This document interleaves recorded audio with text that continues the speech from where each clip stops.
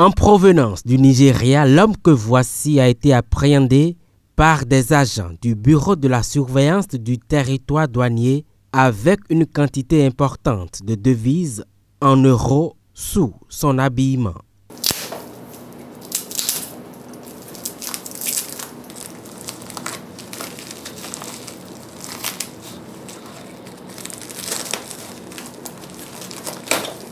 La vigilance de ses disciples de Saint-Mathieu sous la houlette du colonel Marcelin Laourou a permis de mener cette opération délicate. Comme les mesures ont été prises au niveau de l'aéroport de Cotonou, aujourd'hui la tendance c'est l'importation en contrebande des devises sur le territoire national.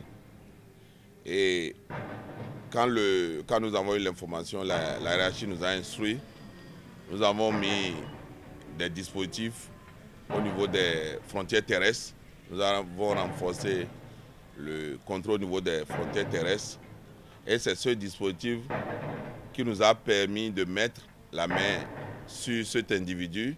Le dispositif douanier actuel au niveau des frontières terrestres porte donc ses fruits. Journée sombre donc pour cet individu appréhendé qui se retrouve ainsi dans une infraction douanière. Arrivé au niveau de la frontière, l'individu a laissé tomber son moyen de transport et a pris un taxi, un transport en commun, pensant qu'avec ça, on ne pouvait pas le prendre. Pour transporter de l'argent en espèces, il y a des obligations. La première obligation, il faut une déclaration.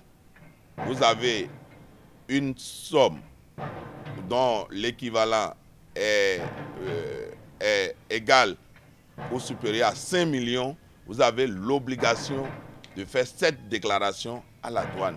Nos populations pensent qu'aujourd'hui, en important frauduleusement les devises, et ils sont en train de, disons, ils se croient peut-être plus malins que les services de l'État.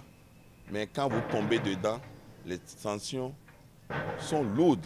Les attaques terroristes que nous avons, c'est parce qu'il y a de l'argent qui finance les terroristes. Il y a de l'argent qui permet d'acheter le matériel et autres là pour les terroristes et tue nos paisibles populations.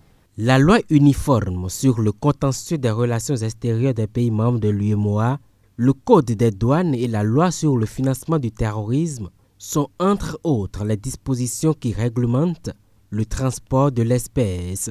L'individu en infraction risque une amende allant jusqu'à 4 fois le montant saisi et une peine d'emprisonnement de 2 à 5 ans.